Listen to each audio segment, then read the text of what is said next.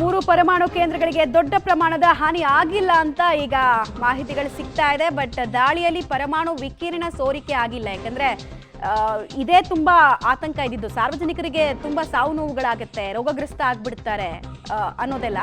But ಈಗ ಪರಮಾಣು ಕೇಂದ್ರಗಳು ಸುರಕ್ಷಿತವಾಗಿದೆ ಅನ್ನೋದನ್ನ ಇರಾನ್ ಸರ್ಕಾರ ಹೇಳ್ತಾ ಇದೆ. ಅಮೆರಿಕ ದಾಳಿ ಬಳಿಕ ಇರಾನ್ ಅಧಿಕಾರಿಗಳು ಕೊಡ್ತಾ ಇರೋ ಮಾಹಿತಿ. ಬಟ್ ಇದು ನಿಜಾನ, ಇದರದ್ದು ಕನ್ಫರ್ಮೇಷನ್ ಅನ್ನ, ರೀಕನ್ಫರ್ಮೇಷನ್ ಅನ್ನ ಇಂಟರ್ನ್ಯಾಷನಲ್ ಅಟಾಮಿಕ್ ಏಜೆನ್ಸಿ ಅವರು ಮಾಡಬೇಕಾಗಿದೆ. ಯಾಕಂದರೆ ಅಮೆರಿಕ ಬಳಸಿರುವಂತಹ ಬಾಂಬ್ಗಳಿದೆಯಲ್ಲ, ಅದು 13,600 kg ತೂಕ, 200 ಫೀಟ್ ಅಂಡರ್ಗ್ರೌಂಡ್ಗೆ ಭೂಮಿಯನ್ನು ಬಗೆದು ಸೀಳಿಕೊಂಡು ಹೋಗಿ ಡ್ಯಾಮೇಜ್ ಮಾಡಬಹುದಾದ ಸಾಮರ್ಥ್ಯ ಇರೋ ಬಾಂಬ್ಗಳನ್ನು ಯೂಸ್ ಮಾಡಿದ್ದಾರೆ. ಇದು ಪ್ರಶ್ನೆ ಇರೋದು. ಇವರು ಹೇಳಿದ್ದನ್ನು ನಂಬಬೇಕಾ ಅಥವಾ ಅಮೆರಿಕ ದಾಳಿ ಮಾಡಿರುವ ತೀವ್ರತೆಯನ್ನು ನೋಡ್ತಾ ಇದ್ರೆ ನಂಬೋ ಸಾಧ್ಯತೆ ಕಡಿಮೆ ಇದೆ. ವಿಕಿರಣಗಳ ಸೋರಿಕೆನ ಅಥವಾ ಕಂಪ್ಲೀಟಾಗಿ ನ್ಯೂಕ್ಲಿಯರ್ ಸೈಟ್ಗಳ ನಾಶನ, ಅದೆಲ್ಲದರ ಬಗ್ಗೆ ಪ್ರಾಬಬ್ಲಿ ಇಂಟರ್ನ್ಯಾಷನಲ್ ಅಟಾಮಿಕ್ ಏಜೆನ್ಸಿ ಅವರು ಮಾತ್ರ ಹೇಳಬಹುದು.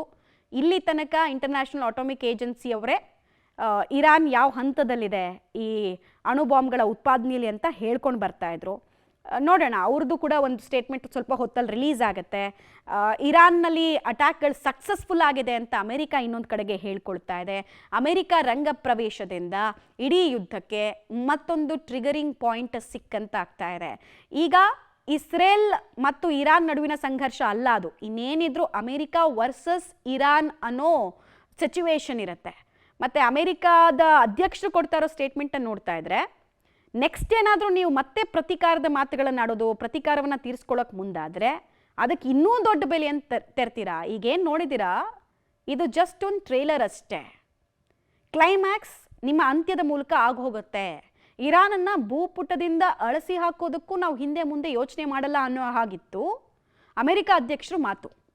ಹೀಗಾಗಿ ಕುತೂಹಲ ಇದೆ. ಪರಮಾಣು ಕೇಂದ್ರಗಳ ಒಳಗೆ ಕೆಲಸ ಮಾಡ್ತಿದ್ದವ್ರ ಕತೆ ಏನು, ಅದು ಕೂಡ ಕುತೂಹಲ ಇದೆ.